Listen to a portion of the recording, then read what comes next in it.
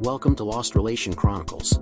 Before we start today's story, please let us know your location in the comment section and don't forget to like and subscribe.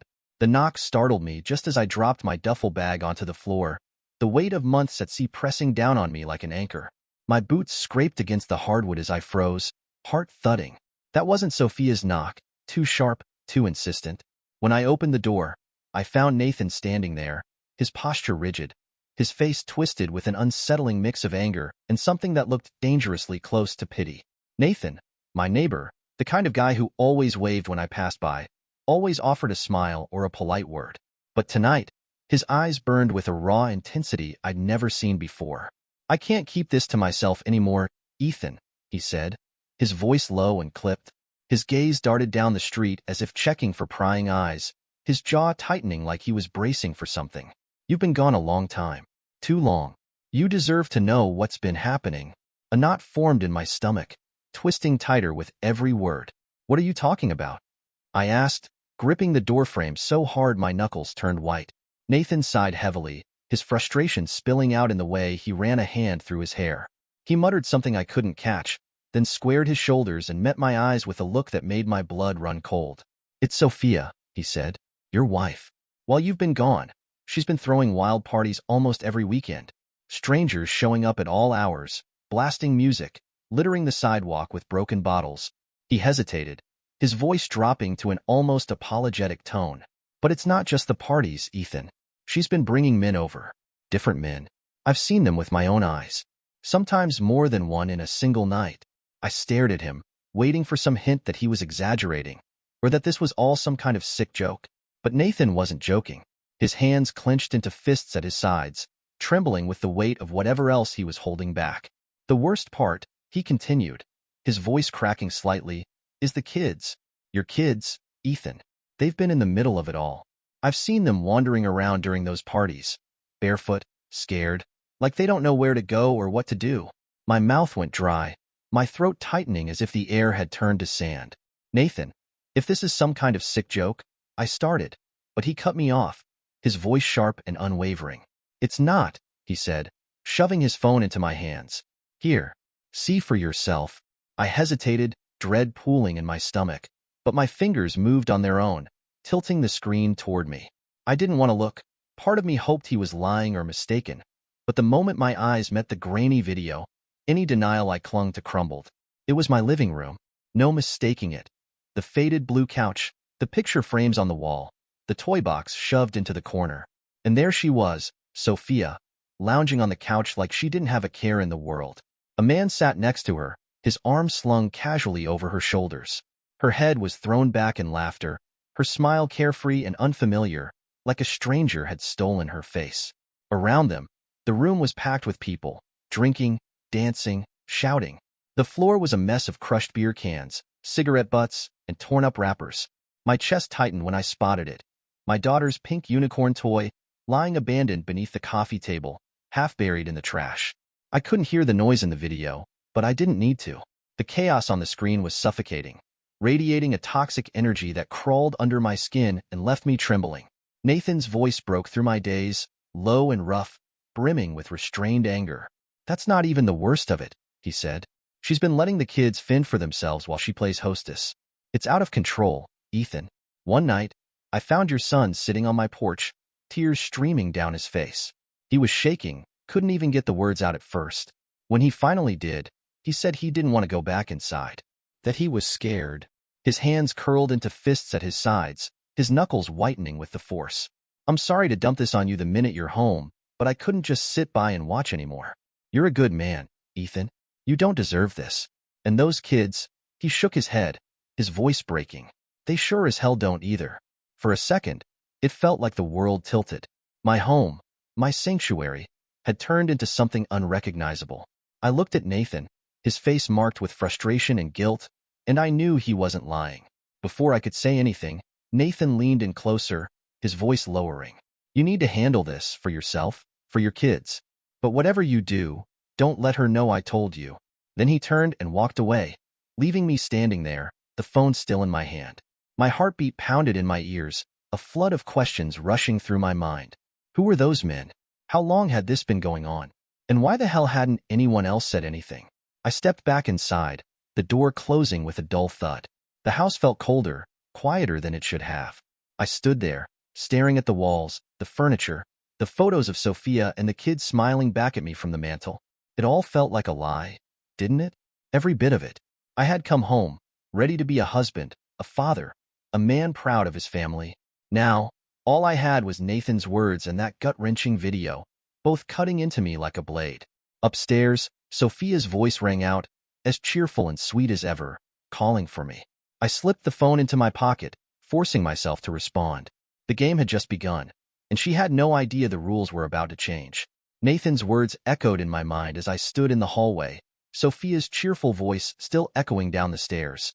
For a moment, I considered storming up there, demanding answers, flipping the house upside down. But something stopped me, a voice telling me to wait, to think. If she was capable of all this under my nose, she'd have lies ready. I needed to see it for myself. I grabbed my jacket and stepped outside, pretending to get some fresh air. The night was thick with a humid silence, almost suffocating. My boots crunched on the gravel driveway as I walked around the side of the house, heart pounding like a war drum. It was strange. I'd lived here for years, but tonight, it felt alien, like stepping into enemy territory. The first thing I noticed was the faint smell of stale beer, lingering in the air like a bad memory, growing stronger as I neared the back patio. I crouched down by the sliding glass door and peered inside. At first glance, the place looked clean, almost too clean, like she'd gone out of her way to hide something. But in the dim light of the kitchen, there it was, a smashed beer bottle in the corner, shards glinting like tiny accusations. I stepped closer, my shadow stretching long and dark across the deck. The faint glow from the living room window illuminated just enough to reveal details I hadn't noticed at first.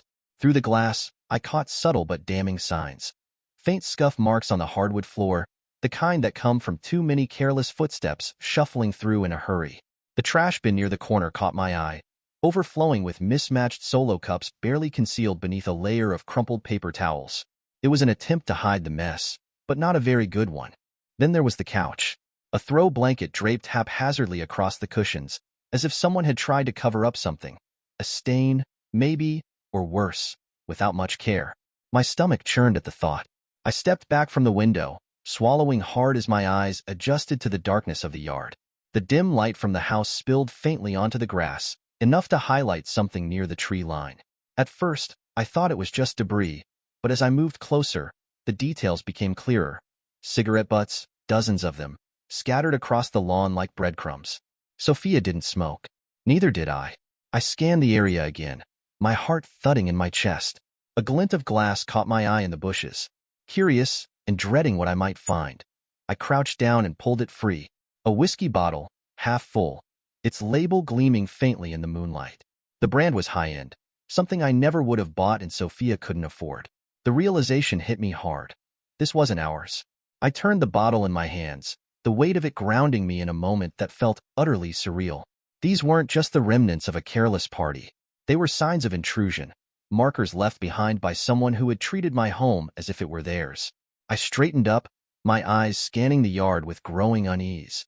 This wasn't just a mess Sophia had allowed. It was evidence of something deeper, someone else laying claim to a space that wasn't theirs to take, someone who didn't belong here.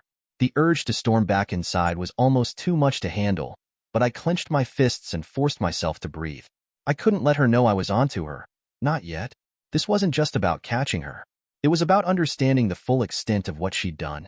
I couldn't confront her without all the pieces of the puzzle. Not if I wanted the truth. I slipped the whiskey bottle into my jacket pocket and made my way back to the front door, my mind racing with questions. Why had Nathan waited so long to tell me? Who were these people she'd let into our home? And most importantly, what else had she been hiding from me? As I stepped inside, the scent of Sophia's perfume hit me, too sweet, suffocating. She was standing in the kitchen, phone in hand, smiling like everything was fine. "Hey, where'd you go?" she asked, her voice light and carefree. "Just needed some fresh air," I said, forcing my tone to stay calm. My eyes scanned the room, landing on the spot where Nathan's video had shown a stranger just nights ago. I clenched my jaw, offering a smile in return. "Did you miss me?" she teased, stepping closer, completely unaware that the game had already begun. "Not yet, Sophia," I thought to myself. Not yet. I barely slept after that night. The scuff marks, the whiskey bottle, Nathan's words. They all swirled in my mind, forming a picture I wasn't ready to see. But I knew one thing for certain. I needed to know everything. Confronting Sophia too soon would give her the upper hand. I needed undeniable proof, something she couldn't explain away.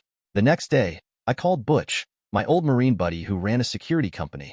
He owed me a favor, and I wasn't shy about cashing it in. I need cameras, I told him, my voice steady but cold. Hidden ones. Everywhere. Discreet. Butch didn't ask questions. By nightfall, the cameras were installed, tiny, undetectable lenses tucked into corners, vents, and fixtures. Living room, kitchen, hallway, bedroom.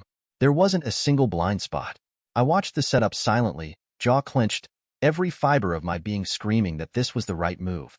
Sophia was out with the kids when it happened. She never suspected a thing.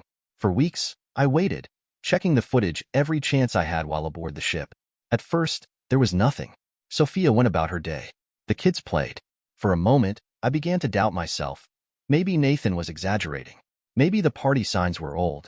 Maybe I was just looking for something that wasn't there. Then, I saw him. It was late, barely a sliver of moonlight illuminating the house. Sophia had put the kids to bed and was lounging on the couch, scrolling through her phone. At first, it seemed normal, almost boring. But then, headlights flashed through the living room window. She jumped up, her face lighting up in a way I hadn't seen in years. My chest tightened as she opened the door. "Owen," she said, the air feeling like it was punched out of my lungs. Owen wasn't just anyone. He was a guy I knew, a guy I trusted. We weren't close friends, but he was familiar enough to make this whole thing 10 times worse. He was holding a bottle of champagne, grinning like he owned the place. Sophia welcomed him with open arms, her smile wide, eyes sparkling. Then she hugged him and planted a kiss on his lips. "Long day?" he joked, stepping inside. "You have no idea," she replied, her tone dripping with something I didn't recognize anymore. She shut the door behind him, her hand brushing his back as she did. I watched as they moved into the living room, champagne glasses appearing out of nowhere. Sophia poured, her movements deliberate, almost flirtatious. She sat close to him on the couch, too close. They laughed together, their heads tilting toward each other in that sickeningly intimate way. My fists clenched as I watched her lean in, her hand casually resting on his knee, pushing her skirt up. It wasn't outright betrayal yet, but it was enough to make my blood boil.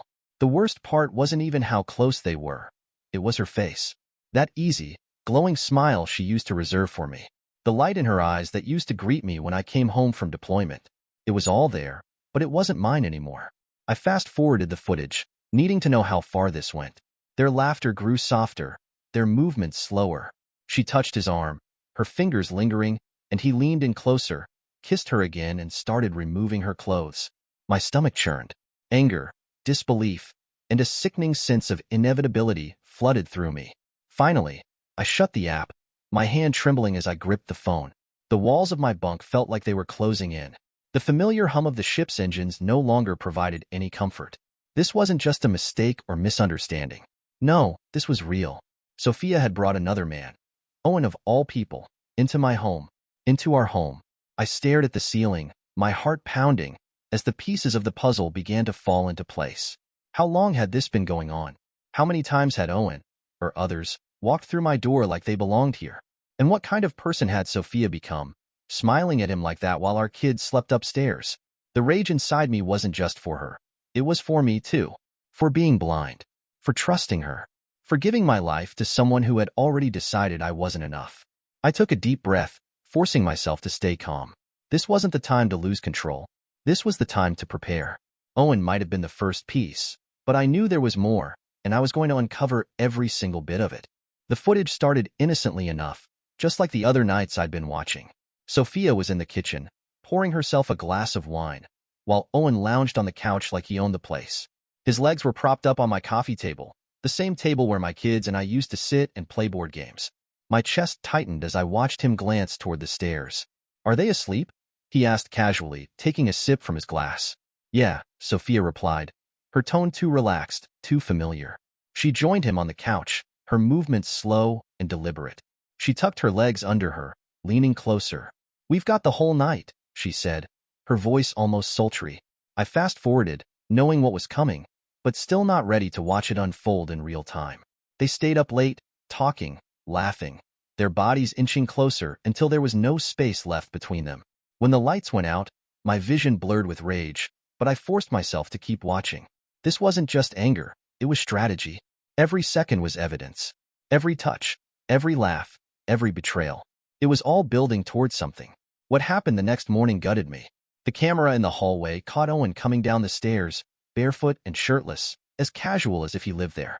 My son's bedroom door creaked open, and my two kids came bounding out, their sleepy faces lighting up when they saw him. "Daddy!" my son yelled, running straight for him. Owen crouched down, catching him in his arms with an exaggerated laugh. "Hey, buddy," he said, ruffling his hair like he'd done it 100 times before. My daughter followed, grabbing onto his leg and giggling. "Daddy, look at my doll," she said. I couldn't breathe. I couldn't think. My kids, the same kids who'd made me little drawings saying how much they missed me, calling this man Daddy. Sophia appeared behind him, her hair messy from the night before, holding a cup of coffee. She watched the scene unfold with a smirk, as if it was the most natural thing in the world. "Breakfast is almost ready," she said. Leaning against the wall like this was her perfect little family. I wanted to throw my phone across the room. I wanted to scream, to hit something, to do anything but keep watching. But I didn't. I couldn't. Instead, I saved the footage, labeling it with cold, clinical precision. This wasn't just betrayal. It was a rush. Sophia hadn't just cheated on me. She'd let someone else step into my life, into my role as a father. She'd allowed my children to believe, even for a second, that this stranger was their dad. I stared at the screen, my reflection staring back at me in the darkened glass. The rage boiling inside me was almost too much to contain, but I forced it down. Emotions could come later. Right now, I needed to stay clear-headed. I had proof now, proof that went beyond parties and whispers. This was the kind of betrayal you couldn't walk back from, the kind that demanded justice. Closing the app, I leaned back against the cold steel wall of my bunk. My hands were trembling, but my mind was sharp, focused. Sophia didn't know it yet, but she'd made a mistake. A mistake she wasn't going to recover from. When I walked through the front door, Sophia greeted me with a bright, practiced smile, like nothing had happened. She threw her arms around me, the smell of her perfume clinging too sweetly to the air, masking the rot beneath the surface. My stomach twisted, but I hugged her back, my hands steady despite the storm raging inside me. "I missed you so much," she said, her voice light and warm. "Missed you too," I replied, forcing a smile as I stepped back. My eyes scanned the house, searching for the subtle signs I now knew how to spot. Everything seemed perfect on the surface, but I knew better. The kids came running in, their laughter filling the room. My son threw his arms around my leg, and my daughter proudly showed off a new drawing she'd made. For a moment, I almost let my guard down. Their innocence, their love. It was everything I'd been holding onto while I was away. But then, in the back of my mind, I heard it again. "Daddy," and I remembered who else they'd said it to. I knelt down, ruffling their hair. "Missed you two the most," I said, my smile not quite reaching my eyes. The rest of the evening passed in a haze of forced normalcy. Sophia chatted about the kids, the neighbors, little things that used to matter. I nodded, replied, when necessary, all the while piecing together my next move. She had no idea what I'd seen, and I wasn't about to tip her off. That night, as she slept beside me, I stared at the ceiling, every muscle in my body tense. The image of Owen holding my kids, their joyful cries of "Daddy," played over and over in my head like a cruel loop. I needed answers, not just about her betrayal, but about one question I couldn't ignore. Were they even mine? The thought clawed at me, relentless and cruel. It wasn't just my pride at stake. It was my identity as their father, the very core of who I was.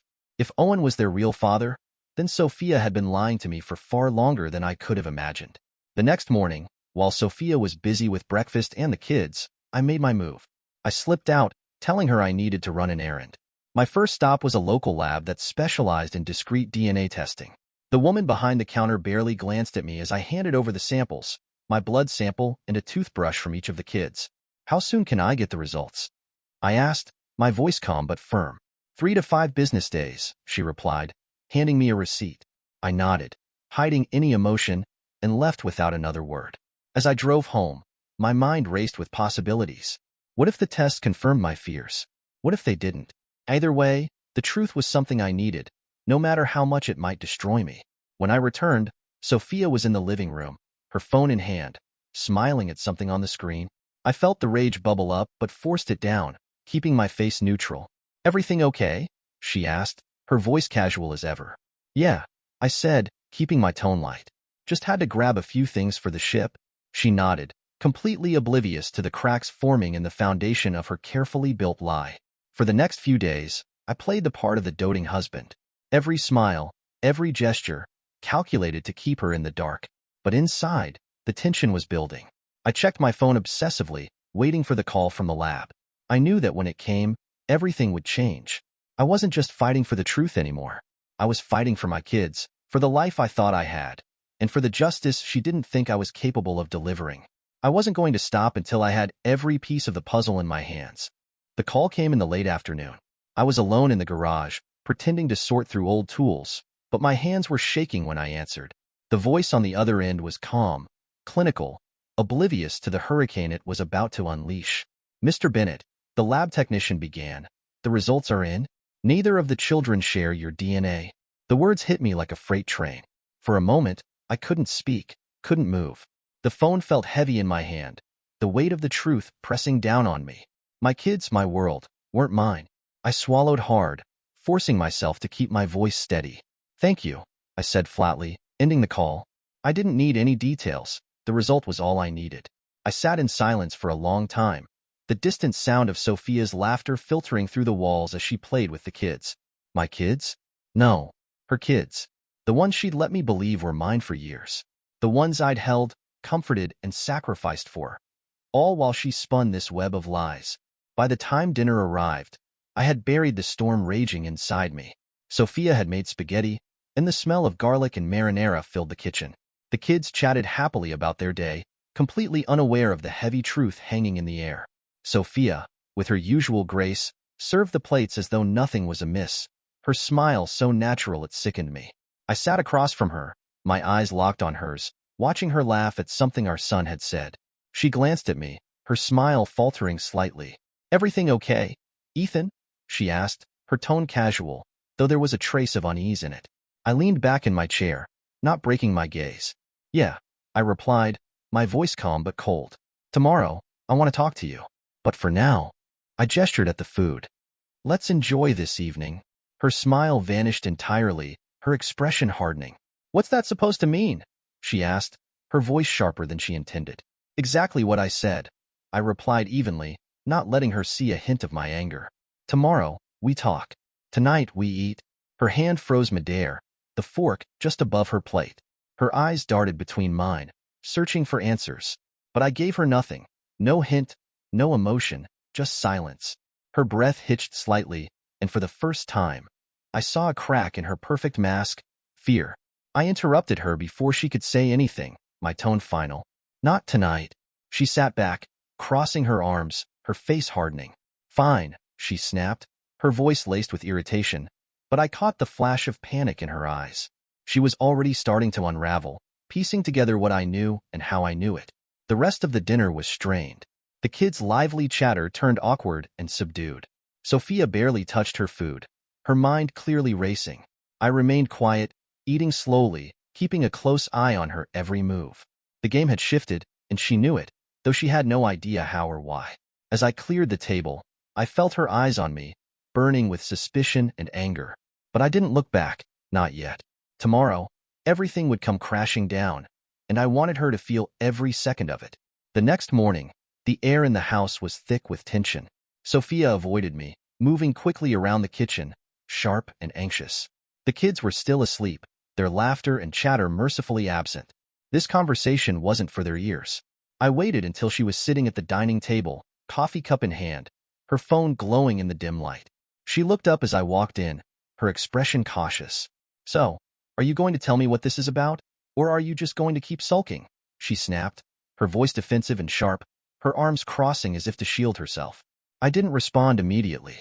Instead, I pulled out my phone, my movements deliberate and slow, scrolling to the video that had gutted me. I placed the phone on the table between us and hit play. The scene unfolded on the screen, grainy but unmistakable. Sophia and Owen, curled up on the couch in my living room, Too close, too comfortable. Her laughter, light and easy, filled the silence between us. The kind of laugh I hadn't heard from her in years. She reached for the phone, her hand trembling, but I snatched it away before she could touch it, letting the video loop just loud enough to drive the point home. Her smirk vanished in an instant, replaced by wide eyes and a face drained of all color. She froze, staring at me like a cornered animal. "Ethan," she stammered, her voice unsteady, but I cut her off before she could start spinning her excuses. From my pocket, I pulled out another piece of evidence and tossed it onto the table. The DNA results. The papers slid across the surface, coming to a stop directly in front of her. "Explain," I said, my voice low, steady, and cold as ice. Her hand hovered over the papers, shaking slightly, but she didn't pick them up. She didn't even glance at them. Instead, her expression twisted into anger, a sneer that tried and failed to mask her fear. "You've been spying on me?" she hissed, her voice rising. "What the hell is wrong with you? Are you some kind of psychopath, Ethan? Sneaking around, watching me like I'm some criminal?" I expected the deflection, the attempt to turn the blame onto me. I didn't take the bait. Instead, I leaned forward, my gaze locked on hers, unrelenting. "How long, Sophia?" I asked, my voice cutting through her tirade like a blade. "How long have you been planning this little performance?" The accusation seemed to throw her off balance. She blinked, her eyes darting briefly to the papers before returning to me. "Performance?" she spat back, trying to sound indignant, but failing to hide the crack in her voice. "You're insane. Don't waste my time," I said, my tone sharper now, enough to make her flinch. I nodded toward the phone and the papers. "The video, the DNA test. Owen is their father, isn't he?" Her lips parted, but no words came out. For a fleeting moment, I thought she might deny it, might weave another lie to buy herself time. But then her face changed. The mask of innocence she'd been wearing for so long shattered, replaced by something colder, harder. "Fine," she snapped, her voice sharp and defensive. "Yes, Owen is their father. Happy now?" The bravado in her tone didn't hide the flicker of fear in her eyes, the realization that the charade was over. I leaned back in my chair, gripping the edges to steady myself. The confirmation hit like a punch to the gut, but I refused to let her see how deeply it wounded me. Not now. Not after everything. Her arms crossed tightly, a barrier between us, but she didn't say anything else. She didn't need to. The damage was done. I leaned back, gripping the edge of the chair to steady myself. The confirmation hit like a bullet, but I refused to let her see how deep it cut. "How long?" I repeated, my voice now colder. She shrugged, her defiant expression unwavering. "Does it matter?" she shot back. "You were never around anyway. Deployments, missions. You left me here alone. What did you expect me to do?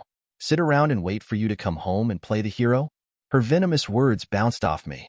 I'd already seen the truth in the videos, in the faces of my children, who weren't really mine. Her excuses meant nothing to me now. "You let the kids, your kids, call him daddy," I said, my voice a low growl tinged with fury. "You invited him into my home, into my life. And you think this is about me being away?" Sophia leaned forward, eyes blazing. "Yes, Ethan, because you weren't here. You think it's so easy holding everything together while you're out playing soldier? Owen was here. He helped me. He cared." I cut her off, slamming my hand on the table. "He cared so much he hid behind your lies, Sophia. He cared so much he let me believe they were mine." She opened her mouth, but no words came out. For the first time, she had nothing to say, nothing to twist or deflect. She just glared at me, her jaw tight. I stood, picking up the DNA results and the phone. "This isn't over," I said, my voice steady. "You'll hear from my lawyer. And when this house is empty, when your lies come crashing down, I hope you remember one thing. Sophia, you did this. Not me." She didn't respond. Her silence was louder than anything she could have said. As I left the room, walking away from the wreckage of her own making, I felt the first flicker of control return. This wasn't just about ending her lies anymore. It was about reclaiming everything she thought she could take from me. The moon hung low in the sky as I parked down the street from Owen's house. The engine of my truck hummed softly before I turned it off. The neighborhood was eerily quiet, the kind of silence that amplifies every creak and rustle. The cold weight of the pistol in my lap grounded me. This wasn't some rash outburst. This was calculated, controlled. Owen's house was everything I expected, pristine, perfect. A picture of suburban comfort. The man who had shattered my life lived in a lie as clean and polished as his lawn. I slid out of the truck, pulling my jacket tighter as I moved toward the side of his house, sticking to the shadows. My heart pounded, but my mind was sharp. There was no room for hesitation. The back door wasn't as secure as it should have been. A quick twist of the crowbar, and I was inside, the lock giving way with a faint pop. I slipped through the doorway into a dark kitchen, my steps light, deliberate. The air smelled of leather and cologne, as if Owen wanted to announce his arrogance in every detail of his life. I made my way through the house, scanning for movement. Owen's snores guided me to the bedroom, a low, steady rumble that felt like mockery in the silence. He was sprawled out on the bed, one arm flung over the covers, his face slack and peaceful. He looked so at ease, so comfortable. It ignited something primal in me. I stepped closer, tightening my grip on the pistol. The barrel felt heavier as I raised it, pointing it directly at his temple. I was so close, I could see the faint stubble on his jaw, the rise and fall of his chest. My finger hovered over the trigger. My breath was steady despite the storm inside me. "Wake up," I whispered, my voice cutting through the darkness like a blade. Owen stirred, his eyes fluttering open. For a moment, he looked disoriented. His gaze shifted from the pistol to my face. Then the realization hit him, and his body tensed. His breath caught in his throat. "Ethan," he croaked, his voice shaking. "What the hell are you doing?" "Shut up," I said, pressing the barrel harder against his temple. His entire body froze. His eyes were wide with terror. "You don't get to talk right now," I continued, my voice cold. "You're going to listen, and you're going to make a choice." "A choice?" he stammered, barely above a whisper. Sweat beaded on his forehead. His eyes darted around, searching for a way out. "Yeah, a choice," I replied, my tone steely. "You're going to take full responsibility for those kids. Every single part of it. Their upbringing, their care, everything. You're going to step into the role you've avoided for years, and you're going to do it without dragging me back into your mess." His lips quivered, but he said nothing. "You think you can play games and leave me to clean up your messes? Not anymore. You'll take up the parental rights, absolve me from every obligation, and you'll make sure Sophia handles this without pulling me back in. Because if you don't..."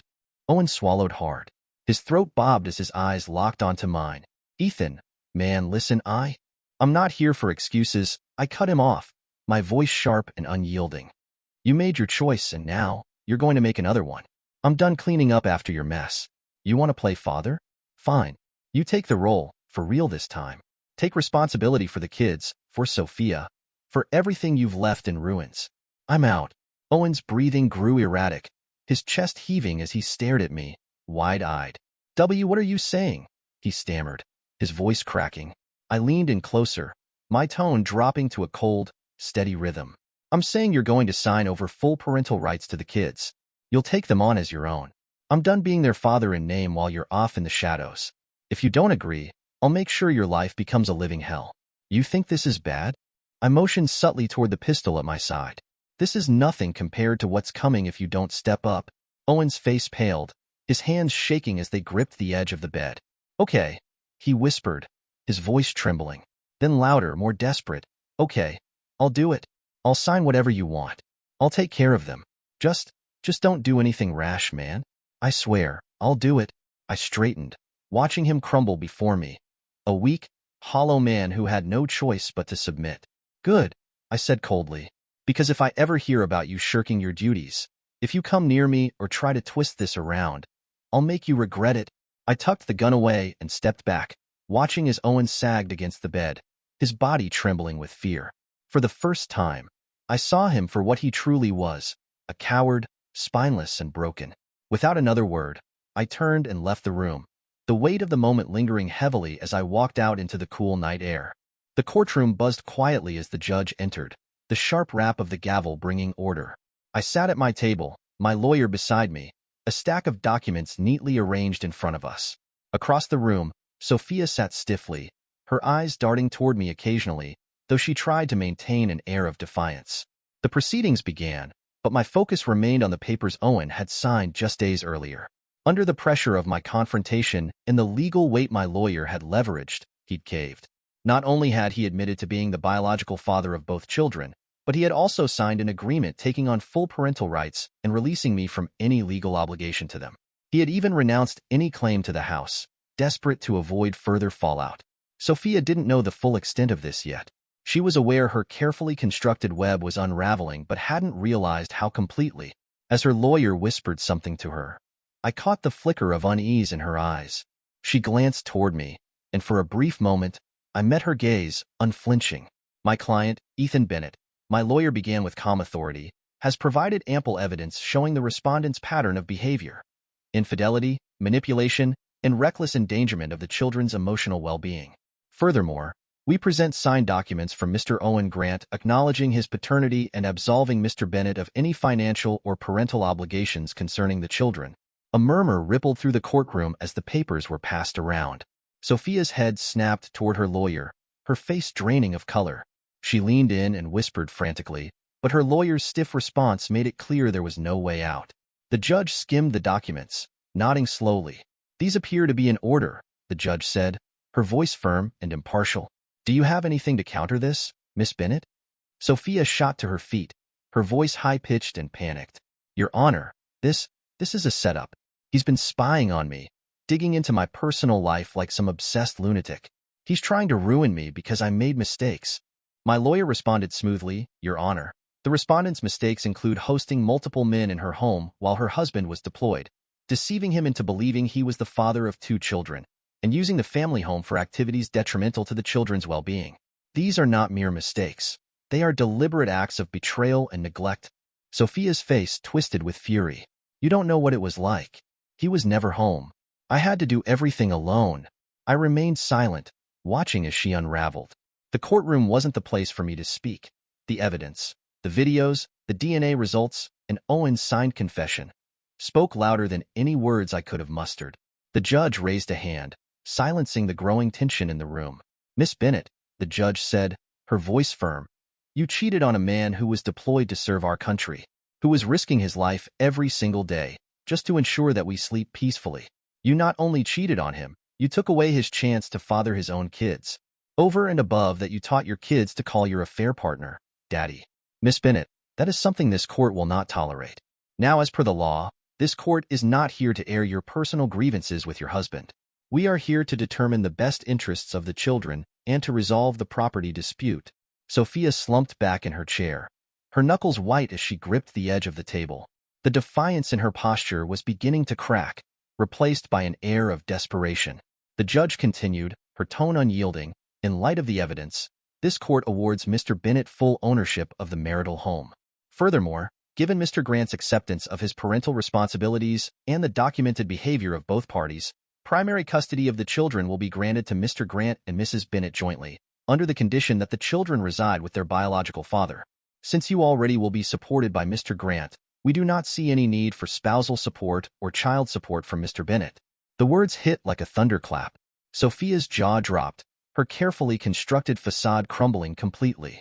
No, this isn't fair, she shouted, rising to her feet again. He's manipulating everyone. He's just trying to get rid of us. Miss Bennett, the judge interjected sharply, her voice leaving no room for argument. This decision reflects the best interests of the children, as they will be with the man that he have come to call Daddy. If I look at your actions, it would have been in the interest of the kids to be brought up by Mr. Bennett alone, as he would have imparted some good values in the kids. Besides, Mr. Grant has already demonstrated his willingness to take full responsibility, and the court has determined that this arrangement provides the most stability for the children. You will move with them and ensure their transition is as seamless as possible. Now, if you cannot conduct yourself with decorum, I will hold you in contempt of court. Sophia fell silent, trembling with rage but powerless to do anything. Across the aisle, I exhaled slowly, feeling the tension that had been building for months start to lift.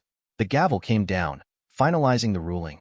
The courtroom began to empty slowly, but Sophia remained frozen in her seat, staring down at the table in front of her. I didn't spare her a second glance as I walked out. My lawyer gave me a pat on the shoulder as I stepped into the fresh air outside. The weight of the battle was finally over. Sophia had no choice but to leave with the children and Owen, facing the reality of her choices. The house, and my peace, was mine again. For the first time in months, I allowed myself to feel something I hadn't in a long time: triumph. This wasn't just a victory for me, it was justice, and that was worth everything. The courtroom was nearly empty now, but Sophia remained in her seat, gripping the edge of the table as though it was the only thing keeping her upright. Her lawyer leaned in to whisper something, but she swatted him away dismissively, her eyes locking onto me with a burning intensity. It would have been unsettling if I hadn't already seen her unravel. As I stood to leave, she exploded. "You think this makes you a winner, Ethan?" she shrieked, her voice echoing through the walls. Heads turned, and the few people still in the room froze, watching the scene unfold. "You think you've won? You're nothing without me. You're just a self-righteous coward who couldn't handle the truth." I didn't stop walking. Her words were like arrows shot from a broken bow, wild, erratic, and powerless. I kept my head high, my steps steady, making my way to the exit. The bailiff moved closer, his hand hovering near her shoulder as her tirade continued. "You abandoned your kids, took away my house. You took everything from me," she screamed, slamming her fists onto the table. "I gave you everything, and this is how you repay me? By spying on me? By destroying my life? You're pathetic, Ethan." I reached the courtroom door and paused. Slowly, I turned back to look at her. My face was calm, almost pitying. "I abandoned your and Owen's kids. They were never mine. You made sure that they call him Daddy. I just made sure that they still continue to call him Daddy, not me. You destroyed your own life, Sophia," I said, my voice steady but cutting. "All I did was make sure the consequences caught up with you." The room went silent. For a moment, she looked like she wanted to say something, but no words came. Her fury dissolved into something else entirely, recognition, perhaps, of her own unraveling. I didn't wait to see what came next. Turning back toward the door, I stepped out into the hallway, leaving her to sit alone with the pieces of her shattered control. Her face twisted in fury, but I didn't wait to hear whatever venomous words she had left. I pushed open the heavy wooden doors, the fresh air of the courthouse hallway washing over me like a cleansing wave. Behind me, I could still hear her shouting, her voice cracked with anger and despair, fading into the background as I stepped outside. The sunlight hit me, warm and bright, a stark contrast to the storm I had just left behind. I stood there for a moment, taking a deep breath, letting the weight of my victory sink in. Sophia had lost it all, her deceptions, her manipulations, and the fragile illusion of control she had clung to so desperately. For the first time in years, I felt truly free. This wasn't just a legal win. It was liberation from her grasp, the final severing of the chains that had bound me to her betrayal. She could rage, shout, and blame me all she wanted, but the truth stood firm. Her downfall was her own doing. I walked away from the courthouse, my head held high and a newfound lightness in my step. Sophia's voice, once an oppressive force in my life, was now nothing more than a faint echo, growing weaker with every step I took. She was finished, and so was I. This time, for good. Standing on the porch of my reclaimed home as the sun set behind me, a sense of peace settled over me. The chaos, the lies, the endless battle. It was all behind me now. The house was quiet, serene, and for the first time in a long while, so was I. This journey had taught me lessons I never wished to learn. About betrayal, manipulation, and the strength it takes to endure. Sophia had tried to take everything from me. My family, my dignity, and my future. But she underestimated the depth of my resolve. I was determined to fight for the truth, no matter the cost. The road was anything but easy. There were moments when the weight of it all felt insurmountable, when giving up seemed like the most tempting option. But I didn't falter. I couldn't. In the end, it was the truth that set me free, not just from her, but from the illusions I had clung to for far too long. If there's one thing I've learned above all else, it's this. You cannot deceive someone who refuses to look away. Lies crumble in the face of determination. Manipulations unravel under the weight of undeniable evidence. And justice is what remains when you refuse to give in. This is my life now, a life rebuilt on a foundation of truth and resilience. Sophia's downfall wasn't just her end. It marked a new beginning for me. No matter how deep the betrayal or how heavy the lies, the truth matters. It's worth fighting for, worth defending, and in the end, it's the only thing that truly endures. Now, I know with unwavering certainty, the truth is all that matters. Dear listeners, please share your thoughts in the comments section below and don't forget to like, share, and subscribe.